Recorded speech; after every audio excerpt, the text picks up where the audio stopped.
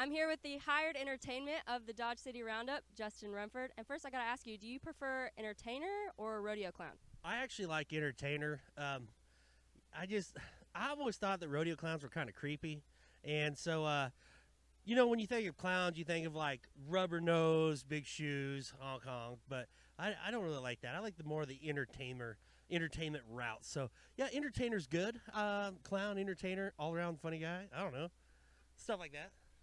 Yeah, so this is the only rodeo in Kansas, professional rodeo in Kansas, that you will be the hired entertainer for then. This is your home state. How good does it feel to be at a Kansas rodeo? Oh, it's so great. I love Dodge City. Back in the day, my dad had the team of horses for the Boot Hill Stagecoach. So I stayed out here one whole summer and drove a stagecoach. So I've got a lot of good friends around here, and all my old rodeo buddies always come back for Dodge. So Dodge City's not just a cool rodeo; it's like a family reunion. So with all the slacks and everything, it's just great time to catch up with everybody. You've been voted 8-time Clown Act of the Year, PRCA Clown Act of the Year. That was not easy. That came with a lot of hard work, several scars and braces, obviously, to show for it. Where do some of your acts come from? Where do you get those ideas?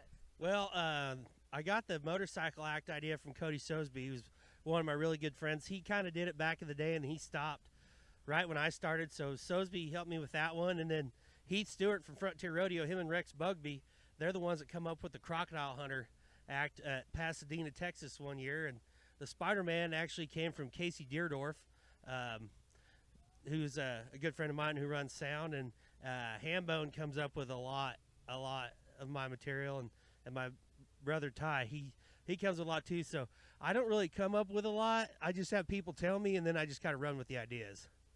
Yeah, you're from a well-known rodeo family in Kansas, the Rumfords. Your grandpa is right down the street. There's a picture of him in the Kansas Cowboy Hall of Fame. So you obviously love rodeo. It means a lot to you, and you're still doing it now. Tell me a little bit about how much that break from rodeo, how it made you appreciate it even more.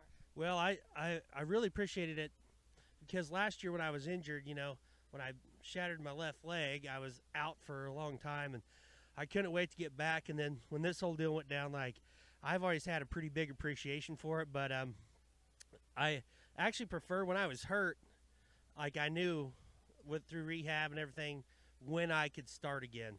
But this whole deal where nobody knows kind of where we're going, it's been pretty rough. But I've got a great group of people in Ponca City, Oklahoma, and my good friends at Cruise Pool and Spa, who are the premier pool people for the Ponca City, Stillwater, Tonkawa area, that helped me so much. And I built swimming pools. I've been driving a semi, hauling rodeo stock for my good friend Binion Servey, and so it was tough to stay home, but I'm always been pretty optimistic, and so it's now that we're starting to get to rodeo a little bit, I'm just so thankful and happy.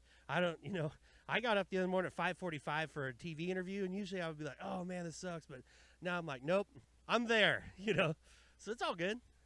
Yeah, I heard a little bit about what you've been doing during the break on your podcast, RumpChat, that blew up this year. You launched it this year, and it's had several hits. You've had legendary guests, some really great stories with your partner Hambone you mentioned earlier. Tell me what's next for RumpChat. Well, we are RumpChat is actually rocking right now. I can't even tell you, but it's not just for me. It's Aaron Ferguson and Hambone and myself. So we're all, they do most of the work. I'll only really talk, but yeah, we're getting together next week in Sykeston, Missouri, and we have some really big guests. I can't really release any right now, but we've had a lot of rodeo guests. Now that we're getting some notoriety, we're getting some bigger people. We are in the top 1,000 podcasts in America out of 700,000. And so we're getting up there now. So we're going to have some different dudes on there. We're getting some rock and rollers who I can't talk about yet. But there's going to be big things coming with RumpChat. We, of course, will have the RumpChat prize packages during the National Finals Rodeo, wherever it may be held, through Pro Fantasy Rodeo. We got a new sponsor, Alpha Bull Events from Canada. And so we're rocking and rolling. And the good thing about RumpChat is there's no virus can shut it down. So it's been good, and it's not for everybody. It's kind of on the border of some things, but I like it because it's just truthful. It's RumpChat is, you know what everybody's thinking on. So I can't say enough good things about Hambone and Fergie and for all they do, because they do everything. All I do is talk. So it's pretty good. Pretty good deal for me. You can't give me a hint at all about what's to come? I can't. We're waiting because we have to 100% confirm. So yeah, but good things are headed that way. And we just did a hour and a half with Donnie Gay, which has been amazing. We're gonna get Frank Newsom, one of the most legendary bullfighters ever. Frank's coming on, and then we got our special guests. So good stuff coming on soon. Well, I've certainly enjoyed listening to it, and I've enjoyed seeing your acts here tonight, and I'm looking forward to the one here tonight. So thank you so much. I'm Jasmine Pankratz in Dodge City, Kansas with Justin Rumford.